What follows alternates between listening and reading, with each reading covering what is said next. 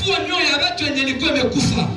Na hiyo injili ya kuleta tena uzima kwa hizi nyakati za hatari zimekuwa duniani, ambao mafundisho ya kila aina imetokea, lakini hailete uzima.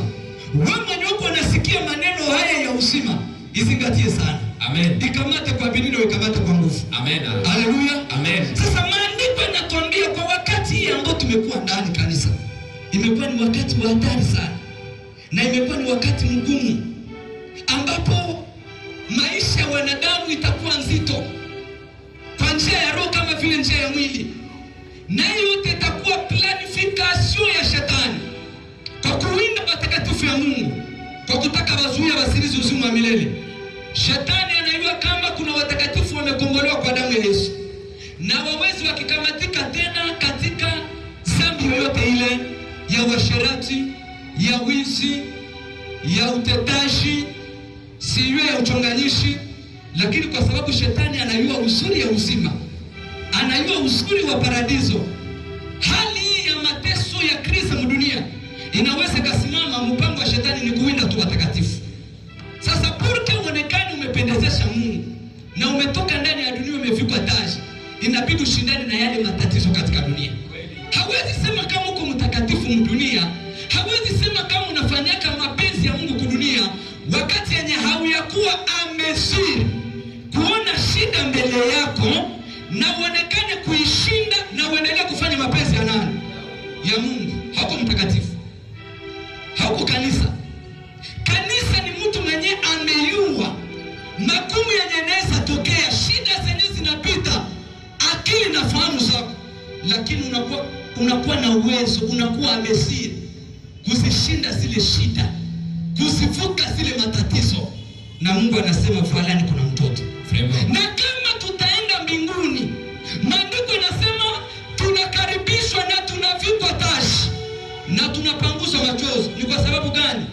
Ni kusema tulipitia mambo mengi duniani, lakini tukavumilia, tukashinda. Yesu anasema huyu ndio mwanangu sasa, mwenye anatoka katika ziki zile zilizo kubwa sana. Sasa Biblia inatuambia katika Timotheo kwamba watakatifu wa Mungu wenyewe watapenda waishi maisha ya utakatifu. Watafanya nini? Watateswa. Watapitia hali yenye iko extraordinary katika dunia. Lakini maandiko yanasema waovu na wabaya wataendelea na watakuwa watu wa ajabu sana katika dunia. Lakini kitu cha mshangao sana, watazidi kudanganyana na kufanya nini? Kudanganyika. Mpaka leo tuko tunatangaza habari za ujio wa Yesu. Baovu na babaya hawaelewa mpaka saa hizi kama siku ya Bwana inakaribia. Katika hali hii ya hatari yenyewe kwa dunia, hapo akili zao zinafungwa, hazione tena, wanaendelea kudanganyana, na hapo wenyewe wanaendelea kufanya nini? Kudanganyika. Lakini Mungu anasema wewe uangalie sasa, na ukijua ni wakina nani waliokufundisha, na ukikaa katika lile neno, linaloweza kukuletea nini? Akili. Maanake kuna ingine mafundisho unaweza sikia, kuna ingine mahubiri unaweza sikia, haitaleta akili. Na kuna ingine mafundisho Mungu anakusudia. Semeni amen. Amen. Kanisa tuisikie, yule mafundisho ndio yatatusaidia tunakuwa na akili. Amen. Oro kiwerewere akizifika mbinguni. Mwenye ana akili iko vigumu sana arithi uzima wa milele. Mwenye atarithi uzima wa milele ni sharti akwe kwanza na akili. Oro akili yenye Mungu anatashika dunia yote kuwe nayo, ile akili inatoka ndani ya neno la nani? La Mungu. Neno la Mungu ndio linapana akili. Kama huyu ikalaka ndani ya neno, hauna akili.